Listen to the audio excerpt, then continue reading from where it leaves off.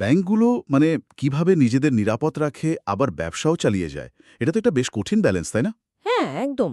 এই ভারসাম্যটা বোঝার জন্যই কিন্তু আর্থিক প্রতিষ্ঠানে ঝুঁকি ব্যবস্থাপনা বা রিস্ক ম্যানেজমেন্ট বোঝাটা খুব জরুরি। আজকের আলোচনাটা মূলত এটা নিয়ে। ঠিক। মানে ব্যাংক বা আর্থিক প্রতিষ্ঠানের জন্য ঝুঁকিটা বোঝা, সেটা কন্ট্রোল করা কেন এত দরকারি? হ্যাঁ, সেটাই। সহজ কথায় বললে মানুষের জমানো টাকা যাতে সেফ থাকে আর দেশের অর্থনীতিও যাতে ঠিকঠাক চলে। একদম। দেখুন, আমাদের হাতে বেশ কিছু ডেটা, কিছু রিসার্চ পেপার আর বাংলাদেশ ব্যাংকের বেশ কিছু গাইডলাইন এসেছে। আমরা চেষ্টা করব এই সব তথ্যের গভীরে গিয়ে মানে একদম কোর পয়েন্টগুলো বের করে আনতে। আচ্ছা। ভাবুন, আজকের আলোচনাটা হলো এই যে জটিল বিষয়গুলো আছে সেগুলোকে সহজে বোঝার একটা একটা উপায় আর কি। আমরা দেখব credit risk, asset liability management বা এএলএম, তারপর ধরুন foreign exchange risk, anti money laundering মানে এএমএল, ভেতরের নিয়ন্ত্রণ বা ইন্টারনাল কন্ট্রোল, আইসিটি ঝুঁকি, এমনকি পরিবেশগত বা সামাজিক ঝুঁকি বা ইএসআরএম, এ সব কিছু কীভাবে ইন্টারকানেক্টেড। তার মানে আমরা শুধু জানব না যে ঝুঁকিগুলো কি কি, বরং এটাও বোঝার চেষ্টা করব যে এগুলো সামলানো কেন ব্যাংকের টিকে থাকার জন্যই অপরিহার্য, তাই তো? ঠিক ধরেছেন। বিশেষ করে বাংলাদেশ ব্যাংকের যে নিয়মকানুনগুলো আছে আর ধরুন আন্তর্জাতিক যে প্র্যাকটিসগুলো চলে সেগুলোর আলোকেই তো আলোচনাটা হবে। হ্যাঁ, হ্যাঁ, একদম। তাহলে শুরু করা যাক সবচেয়ে পরিচিত ঝুঁকিটা দিয়ে। কি বলেন, ক্রেডিট রিস্ক বা ঋণ ঝুঁকি? হ্যাঁ, ক্রেডিট রিস্ক, এটা তো মনে হয় সবার আগে আসে। একেবারে সহজ ভাষায় যদি বলি, যখন কেউ ব্যাংক থেকে লোন নিল কিন্তু সময় মতো ফেরত দিল না বা হয়তো দিতেই পারল না, সেটাই হলো ক্রেডিট রিস্ক। এটা তো মনে হয় ব্যাংকগুলোর জন্য সবচেয়ে বড় মাথা ব্যথার কারণগুলোর একটা, নাকি? অবশ্যই, অবশ্যই। এই ঝুঁকির আবার কয়েকটা ধরন আছে। যেমন ধরুন, একজন নির্দিষ্ট কাস্টমার টাকা ফেরত দিতে পারল না, হুম। সেটা হলো ডিফল্ট রিস্ক। আবার ধরুন, ব্যাংক অনেক বেশি লোন একটা পার্টিকুলার সেক্টরেই দিয়ে দিল, ধরুন শুধু টেক্সটাইল সেক্টরে। আচ্ছা। এখন ওই সেক্টরে যদি কোনো বড় সমস্যা হয়, তাহলে ব্যাংকের কিন্তু বিরাট ক্ষতি হয়ে যেতে পারে। এটাকে বলে কনসেন্ট্রেশন রিস্ক। অনেকটা মানে সব ডিম এক ঝুড়িতে রাখার মতো আর কি। ও, আচ্ছা আচ্ছা, বুঝলাম। তাহলে একটা ভালো ব্যাংক এই ঝুঁকিটা সামলায় কিভাবে? নিশ্চয়ই কিছু নিয়ম বা প্রসেস আছে। হ্যাঁ, তা তো আছেই। একটা শক্তিশালী ক্রেডিট রিস্ক ম্যানেজমেন্ট বা সিআরএম সিস্টেম থাকতে হয়। CRM system. হ্যাঁ, এর মানে কিন্তু শুধু লোন দেওয়ার আগে ক্লায়েন্টকে ভালোভাবে যাচাই করা নয়, আরও অনেক কিছু। যেমন ব্যাংক নিজে কতটা ঝুঁকি নিতে প্রস্তুত, এটাকে বলে রিস্ক অ্যাপেটাইট। Risk appetite. হ্যাঁ, তারপর লোন দেওয়ার পর সেটার অবস্থা রেগুলারলি মনিটর করা আর কোনো সমস্যা দেখলে সঙ্গে সঙ্গে ব্যবস্থা নেওয়া, এই সব কিছুই এর অংশ। আসল লক্ষ্য একটাই, লস কমানো, ডিপোজিটরদের ইন্টারেস্ট রক্ষা করা আর ব্যাংকের রেপুটেশন মানে সুনামটা বজায় রাখা। আচ্ছা, অনেক সময় শোনা যায় ইকেওয়াইসি নাকি লোন রিস্ক কমাতে হেল্প করে। এটা কিভাবে কাজ করে একটু বলবেন? ইকেওয়াইসি মানে ইলেকট্রনিক উপায়ে গ্রাহককে জানা বা ভেরিফাই করা আর কি। এটা বেশ কাজের। হুম। কারণ এটা কাস্টমারের আইডেন্টিটি ভেরিফিকেশনটা অনেক দ্রুত আর নির্ভুলভাবে করতে সাহায্য করে, মানে ম্যানুয়াল প্রসেসের চেয়ে অনেক ফাস্ট। ও। এর ফলে ফ্রড বা জালিয়াতি ধরাটা সহজ হয় আর ব্যাংকও ডিসিশন নিতে পারে তাড়াতাড়ি। সব মিলিয়ে মানে লোন ডিফল্ট করার চান্স কিছুটা হলেও কমে। এই পুরো প্রসেসে ব্যাংকের যে বোর্ড অফ ডাইরেক্টরস থাকে বা সিনিয়র ম্যানেজমেন্ট, তাদের রোলটা কি? তারা কি ডিরেক্টলি লোন অ্যাপ্রুভ করেন নাকি অন্য কিছু? না, দেখুন, বোর্ড অফ ডিরেক্টরস বা পরিচালনা পর্ষদ তারা মূলত ছাতাটা ধরে রাখে। মানে তারা ঠিক করে দেয় ব্যাংক কী ধরনের রিস্ক নেবে, কতটা নেবে আর সেটা কিভাবে ম্যানেজ করা হবে। বড় সিদ্ধান্ত, পলিসি লেভেলের বিষয়গুলো এগুলো তারাই অ্যাপ্রুভ করে। আচ্ছা, পলিসি লেভেল। হ্যাঁ, আর সিনিয়র ম্যানেজমেন্ট যেটা করে, তারা সেই পলিসি অনুযায়ী প্রতিদিনের কাজগুলো ইমপ্লিমেন্ট করে। ধরুন, লোনের অ্যাপ্লিকেশন রিভিউ করা, রিস্ক অ্যাসেসমেন্ট করা, লোন রিকভারি দেখাশোনা করা, এই সব। ব্যাপারটা হলো ওভারসাইট বনাম এক্সিকিউশন। একজন পলিসি ঠিক করে, আরেকজন সেটা মাঠে নেমে কাজ করে। বোঝা গেল। তাহলে ক্রেডিট রিস্কটা হলো মূলত কাস্টমার টাকা ফেরত না দেওয়ার ঝুঁকি। কিন্তু এর বাইরে ব্যাংকের নিজের কাজকর্ম থেকেও তো রিস্ক তৈরি হতে পারে, তাই না? ঠিক তাই, ঠিক তাই। আর এখানেই আসে অ্যাসেট লায়াবিলিটি ম্যানেজমেন্ট বা এএলএম এর কনসেপ্টটা। এএলএম। হ্যাঁ, ভাবুন, ব্যাংক কি করে? মানুষের কাছ থেকে টাকা জমা নেয়, সাধারণত স্বল্প মেয়াদের জন্য, যেমন সেভিংস অ্যাকাউন্ট বা ফিক্সড ডিপোজিট। হুম। কিন্তু সেই টাকাই আবার লোন দেয় প্রায়শই লম্বা মেয়াদের জন্য, যেমন হোম লোন বা ইন্ডাস্ট্রিয়াল লোন। এখানে সময়ের একটা গ্যাপ বা অসামঞ্জস্য তৈরি হয়, তাই না? হ্যাঁ, একটা মিসম্যাচ তো হচ্ছে। একদম। এখন যদি হঠাৎ করে ইন্টারেস্ট রেট বেড়ে যায় অথবা ধরুন অনেক ডিপোজিটর একসাথে টাকা তুলতে চলে আসে, তখন কিন্তু ব্যাংক সমস্যায় পড়তে পারে। তার মানে এএলএম এটা নিশ্চিত করে যেন ব্যাংকের হাতে সবসময় যথেষ্ট ক্যাশ টাকা থাকে, আবার ইন্টারেস্ট রেটের ওঠানামাতেও যেন বড় কোনো ধাক্কা না লাগে, এরকম কিছু। একদম ঠিক। এএলএম মূলত এই লিকুইডিটি রিস্ক মানে তারল্য ঝুঁকি আর ইন্টারেস্ট রেট রিস্ক মানে সুদের হার ঝুঁকি, এই দুটোকে ম্যানেজ করার একটা স্ট্র্যাটেজি। আচ্ছা। ব্যাংকের ভেতরে অ্যাসেট লায়াবিলিটি কমিটি বা এএলসিও নামে একটা হাই পাওয়ার্ড কমিটি থাকে। এখানে ব্যাংকের টপ ম্যানেজমেন্ট বসেন। তারা রেগুলারলি মার্কেট সিচুয়েশন, ব্যাংকের অ্যাসেট লায়াবিলিটির পজিশন এগুলো সব রিভিউ করেন। এএলসিও? হ্যাঁ, এএলসিও তারাই ঠিক করেন ইন্টারেস্ট রেট কী হবে, কোথা থেকে ফান্ড কালেক্ট করা হবে, কোথায় ইনভেস্ট করা হবে। আর ব্যাংকের ট্রেজারি ডিপার্টমেন্ট এই ডিসিশনগুলোই প্রতিদিন এক্সিকিউট করে। এই যে লিকুইডিটি রিস্কের কথা বললেন, ব্যাসেল 3 নামে একটা ইন্টারন্যাশনাল স্ট্যান্ডার্ডের কথা বেশ শোনা যায়। সেখানে কি এটা নিয়ে স্পেশাল কিছু বলা আছে? হ্যাঁ, ব্যাসেল 3 লিকুইডিটি রিস্ক নিয়ে খুব জোর দিয়েছে। দুটো খুব গুরুত্বপূর্ণ রেশিও বা মাপকাঠি দিয়েছে তারা। একটা হলো লিকুইডিটি কভারেজ রেশিও বা এলসিআর। এলসিআর? হ্যাঁ, আর অন্যটা হলো নেট স্টেবল ফান্ডিং রেশিও বা এনএফএফআর। এনএফএফআর? সহজ করে বললে এলসিআর দেখে যে ব্যাংকের হাতে অন্তত ৩০ দিনের একটা স্ট্রেস সিনারিও মানে জরুরি পরিস্থিতি সামাল দেওয়ার মতো যথেষ্ট হাই কোয়ালিটি লিকুইড অ্যাসেট মানে সহজে বিক্রিযোগ্য সম্পদ আছে কিনা। মানে ১ মাসের সেফটি নেট? অনেকটা সেরকমই। আর এনএসএফআর দেখে যে ব্যাংকের যে লং টার্ম অ্যাসেটগুলো আছে সেগুলো লং টার্ম আর স্টেবল সোর্স থেকে ফান্ডিং করা হচ্ছে কিনা, মানে দীর্ঘমেয়াদী সম্পদের জন্য দীর্ঘমেয়াদী অর্থায়ন। এগুলো আসলে ব্যাংকের লিকুইডিটির একটা বলা যায় সেফটি কুশন। আচ্ছা, বেশ ইন্টারেস্টিং। এবার আসি আরেকটা রিস্কে। যখন আন্তর্জাতিক লেনদেন হয় তখন তো ফরেন কারেন্সির এক্সচেঞ্জ রেটের একটা ঝুঁকি থাকে। ডলার বা ইউরোর দাম ওঠানামা করে। অবশ্যই এটাই হলো ফরেন এক্সচেঞ্জ রিস্ক বা বৈদেশিক মুদ্রার ঝুঁকি। হুম। ধরুন ব্যাংক ডলারে একটা ট্রানজ্যাকশন করল, কিন্তু কিছুদিন পর টাকার বিপরীতে ডলারের দাম বেশ খানিকটা কমে গেল। এতে ব্যাংকের লোকসান হতে পারে, তাই না? হ্যাঁ, তা তো হতেই পারে। এই ঝুঁকিটা কমানোর জন্য ব্যাংকগুলো নানা ধরনের হ্যাজিং টেকনিক বা কৌশল ব্যবহার করে। যেমন কিরকম কৌশল? যেমন ধরুন তারা ভবিষ্যতের কোনো একটা নির্দিষ্ট ডেটে একটা নির্দিষ্ট রেটে ডলার কেনা বা বেচার জন্য আগে থেকেই চুক্তি করে রাখতে পারে। এটাকে বলে ফরওয়ার্ড কন্ট্রাক্ট। ও, ফরওয়ার্ড কন্ট্রাক্ট? হ্যাঁ, অথবা তারা কারেন্সি অপশন বা কারেন্সি সোয়াপ ব্যবহার করতে পারে। আবার এই রিস্ক ম্যানেজমেন্টের জন্য ব্যাংকের ভেতরে কাজগুলো ভাগ করা থাকে। কিভাবে? সাধারণত ৩ ভাগে। একদল থাকে যারা ডিলিং করে মানে লেনদেনটা করে, এদের বলে ফ্রন্ট অফিস। আরেক দল থাকে যারা রিস্কটা মনিটর করে, কন্ট্রোল করে মানে মিড অফিস। আর তৃতীয় দল থাকে যারা লেনদেনটা সেটেল করে, হিসাব রাখে মানে ব্যাক অফিস। আচ্ছা, সেপারেশন অফ ডিউটিস। ঠিক। এর ফলে স্বচ্ছতা বাড়ে আর মানে ভুল বা ফ্রডের সুযোগটা কমে যায়। আর প্রতিদিন মার্ক টু মার্কেট ভ্যালুয়েশন করা হয়। Mark to market? হ্যাঁ, মানে প্রতিদিন দেখা হয় যে বৈদেশিক মুদ্রার পজিশনের কারণে ব্যাংকের সম্ভাব্য লাভ বা লোকসান কত হতে পারে, কারেন্ট মার্কেট রেট অনুযায়ী ভ্যালু করা আর কি। বোঝা গেল। তার মানে নানা রকম স্ট্র্যাটেজিজ আর ইন্টারনাল স্ট্রাকচারের মাধ্যমে এই ফরেন এক্সচেঞ্জ রিস্কটাকেও কন্ট্রোল করার চেষ্টা করা হয়।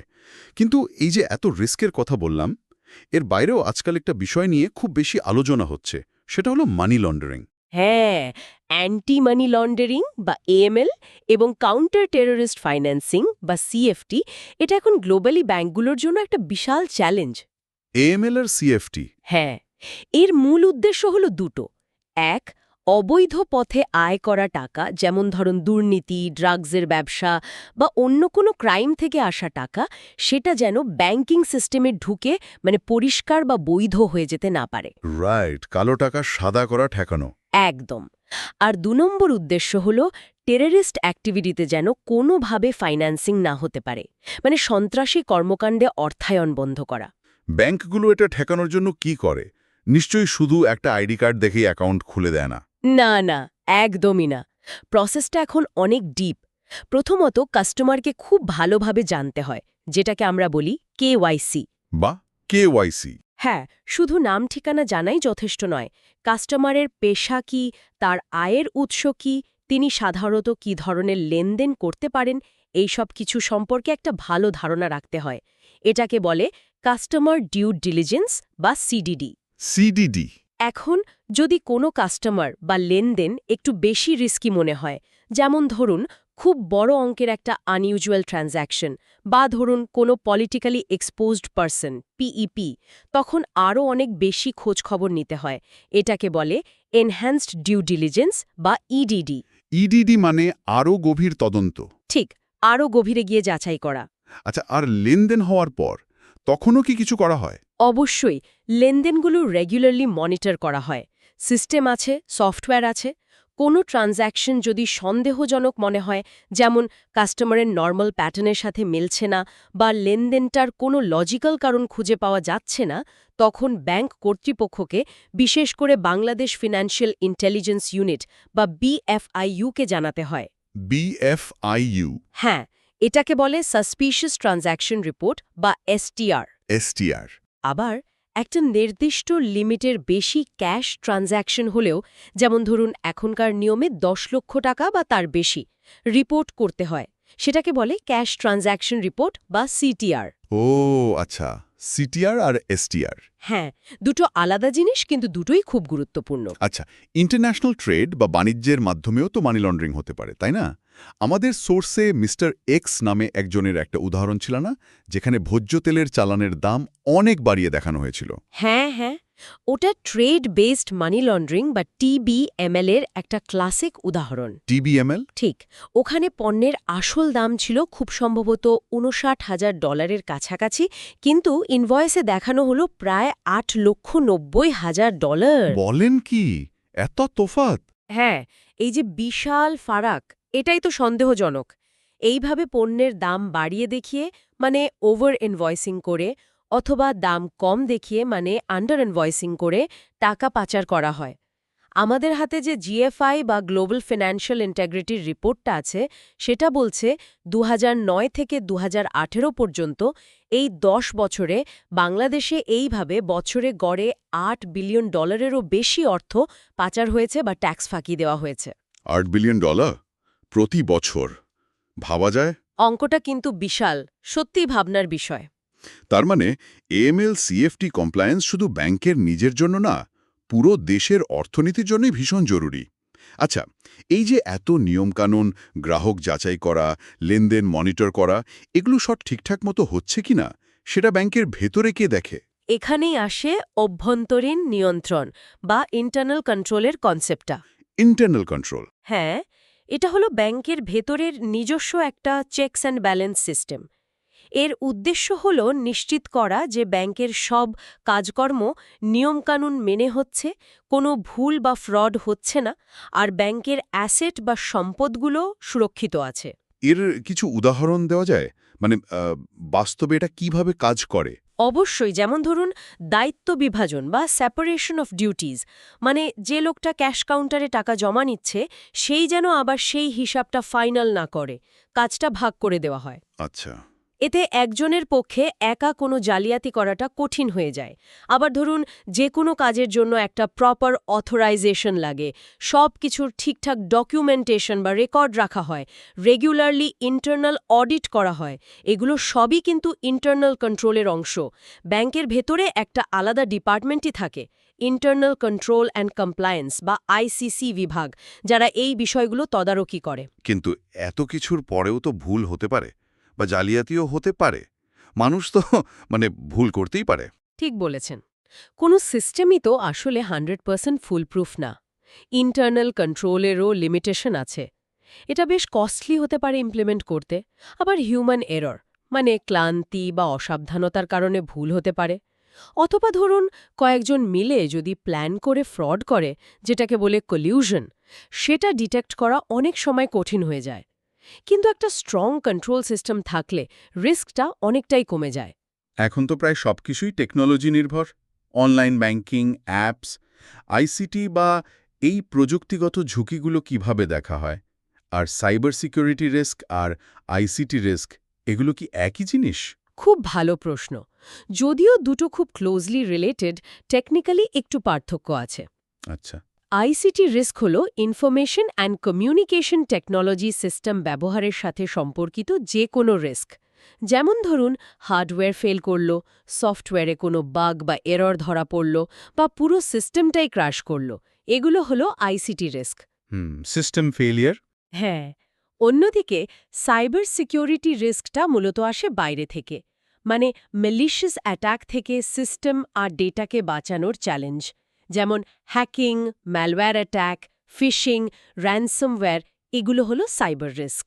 তার মানে আইসিটি রিস্কটা ভেতরের সিস্টেমের সমস্যা আর সাইবার রিস্কটা বাইরের অ্যাটাক। মোটা দাগে বললে হ্যাঁ, অনেকটা সেরকম। আর্থিক প্রতিষ্ঠানের জন্য দুটোই কিন্তু মারাত্মক, কারণ তারা প্রচুর সেনসিটিভ ডেটা, মানে গ্রাহকদের তথ্য আর বিপুল পরিমাণ অর্থ নিয়ে ডিল করে।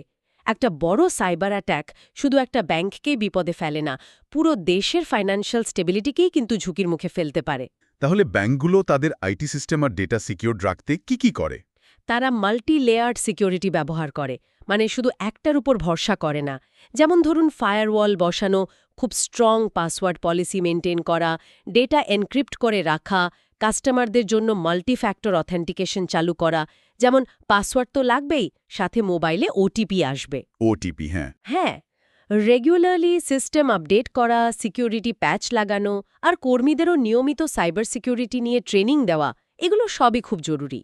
প্রযুক্তির ঝুঁকির পাশাপাশি এখন আরেকটা নতুন বিষয়ের কথা শোনা যাচ্ছে, environmental and social risk management বা ESRM। এটা আসলে কি? ইএসআরএম, হ্যাঁ, এটা তুলনামূলকভাবে নতুন কিন্তু খুব গুরুত্বপূর্ণ হয়ে উঠছে। এটা হলো ব্যাংক যখন কোনো প্রজেক্টে ফাইন্যান্স করে বা লোন দেয়, তখন দেখতে হয় যে ওই প্রজেক্টের কারণে পরিবেশের বা সমাজের ওপর কোনো খারাপ প্রভাব পড়ার ঝুঁকি আছে কিনা। উদাহরণ? যেমন, ব্যাংক যদি এমন কোনো ফ্যাক্টরিতে লোন দেয় যেটা মারাত্মকভাবে পরিবেশ দূষণ করে, অথবা ধরুন এমন কোনো প্রজেক্ট যেখানে অনেক মানুষকে তাদের ঘরবাড়ি থেকে উচ্ছল হতে পারে, ও আচ্ছা। তাহলে সেটার একটা নেগেটিভ ইম্প্যাক্ট ব্যাংকের ওপরও আসতে পারে। ধরুন, ব্যাংকের সুনাম নষ্ট হতে পারে, লিগ্যাল প্রবলেম হতে পারে, এমনকি লোনের টাকা ফেরত নাও আসতে পারে। বাংলাদেশ ব্যাংকও কিন্তু এখন ব্যাংকগুলোকে এই রিস্কগুলো কনসিডার করতে বলছে, বিশেষ করে এগ্রিকালচার, ইন্ডাস্ট্রি বা বড় বড় প্রজেক্ট ফাইন্যান্সিংয়ের ক্ষেত্রে। তার মানে ব্যাংকে এখন শুধু লাভ লোকসানের হিসাব করলেই চলবে না, তার কাজের ফলে পরিবেশ বা সমাজের উপর কী প্রভাব পড়ছে সেটাও দেখতে হবে। ঠিক তাই। লং টার্মে সাস্টেইন করতে হলে এবং রেপুটেশন বজায় রাখতে হলে এটা এখন মাস্ট।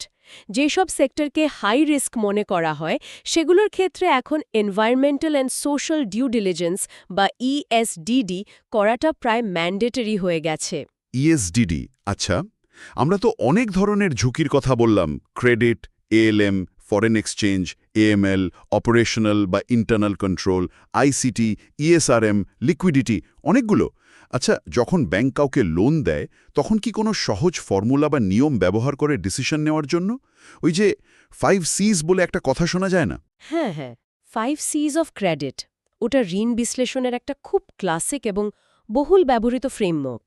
5 Cs কি সেগুলো? 5টা সি দিয়ে শুরু হওয়া শব্দ। ক্যারেক্টার, মানে ঋণ গ্রহীতার চরিত্র, তার সততা, ঋণ শোধ করার মানসিকতা। ক্যাপাসিটি, মানে তার ঋণ শোধ করার আর্থিক ক্ষমতা বা সক্ষমতা। ক্যাপিটাল, মানে তার নিজের মূলধন বা সম্পদ কতটা আছে। কোল্যাটারাল, মানে ঋণের বিপরীতে তিনি কি জামানত দিচ্ছেন। আর কন্ডিশনস, মানে সামগ্রিক অর্থনৈতিক অবস্থা এবং ঋণটা ঠিক কী পারপাসে ব্যবহার করা হবে। Character, capacity, capital, collateral, conditions. একদম। এই 5টা জিনিস ভালোভাবে বিচার বিশ্লেষণ করে ব্যাংক বোঝার চেষ্টা করে যে লোনটা দেওয়া ঠিক হবে কিনা বা ফেরত আসার সম্ভাবনা কতটা। যদিও এটা কোনো ম্যাথমেটিক্যাল ফর্মুলা না যে যোগ বিয়োগ করলেই উত্তর বেরিয়ে আসবে, এখানে এক্সপিরিয়েন্স, জাজমেন্ট, এগুলোরও বড় ভূমিকা থাকে। বহুমাত্রিক এবং কন্টিনিউয়াস একটা প্রসেস। একটা রিস্ক আরেকটার সাথে খুব ভালোভাবে কানেক্টেড, তাই না? একদম, আপনি ঠিক পয়েন্টটা ধরেছেন। এগুলো কোনো আইসোলেটেড বা বিচ্ছিন্ন বিষয় না। যেমন ধরুন, ক্রেডিট রিস্ক যদি বেড়ে যায়, সেটা লিকুইডিটি রিস্ক বা ALM-কে প্রভাবিত করতে পারে। আবার ইন্টারনাল কন্ট্রোল যদি দুর্বল হয়, তাহলে অপারেশনাল রিস্ক বা ফ্রডের ঝুঁকি বাড়ে, সেটা আবার এএমএল রিস্কেও কিন্তু বাড়িয়ে দিতে পারে। ঠিক। সাইবার সিকিউরিটি যদি দুর্বল হয় তাহলে অপারেশনাল রিস্ক তো বাড়বেই, কাস্টমারের কনফিডেন্সও চলে যাবে, রেপুটেশনাল রিস্ক তৈরি হবে। তাই এখনকার ব্যাংকগুলোকে একটা ইন্টিগ্রেটেড বা সমন্বিত উপায়ে সব ঝুঁকি ব্যবস্থাপনার চেষ্টা করতে হয়, একটা হোলিস্টিক অ্যাপ্রোচ নিতে হয়। আর এই পুরো প্রক্রিয়ার মূল লক্ষ্য হল ফাইন্যান্সিয়াল স্টেবিলিটি বজায় রাখা, কাস্টমারের আস্থা অর্জন করা, আর অবশ্যই দেশের আইন কানুন, রেগুলেশন এগুলো মেনে চলা। নিখুঁত বলেছেন। এক শক্তিশালী, ওয়েল রেগুলেটেড এবং ইন্টিগ্রেটেড রিস্ক ম্যানেজমেন্ট ফ্রেমওয়ার্ক ছাড়া আজকের এই জটিল সময়ে কোনো ফাইন্যান্সিয়াল ইনস্টিটিউশনের পক্ষে টিকে থাকা এবং সফল হওয়া প্রায় অসম্ভব। আজকের আলোচনাটা তাহলে এখানেই শেষ করতে হচ্ছে। অনেক গভীরে গিয়ে আমরা বিভিন্ন ঝুঁকি আর সেগুলো ব্যবস্থাপনার কৌশল নিয়ে কথা বললাম, কিন্তু শ্রোতাদের জন্য একটা প্রশ্ন রেখে যেতে চাই। আমরা দেখলাম রিস্ক ম্যানেজমেন্টের বর্তমান চ্যালেঞ্জগুলো কি কি, কিন্তু ভবিষ্যৎ কি বলছে। একদিকে আর্টিফিশিয়াল ইন্টেলিজেন্স বা এআই আসছে, যা হয়তো রিস্ক ডিটেকশনের নতুন পথ খুলে দেবে। সেটা ঠিক। অন্যদিকে ক্লাইমেট চেঞ্জের মতো বিষয়গুলো নতুন ধরনের এনভায়রনমেন্টাল আর ইকোনমিক রিস্ক তৈরি করছে। এই যে এত দ্রুত পৃথিবীটা পাল্টাচ্ছে, ব্যাংকগুলো কিভাবে এই নতুন নতুন ঝুঁকিগুলোর মোকাবেলা করবে, কিভাবে তারা রিস্ক কমানো আর নতুন নতুন ইনোভেশন বা উদ্ভাবনের মধ্যে একটা ব্যালেন্স আনবে, এটা কিন্তু একটা বড় প্রশ্ন, ভাবনার খোরাক রইল।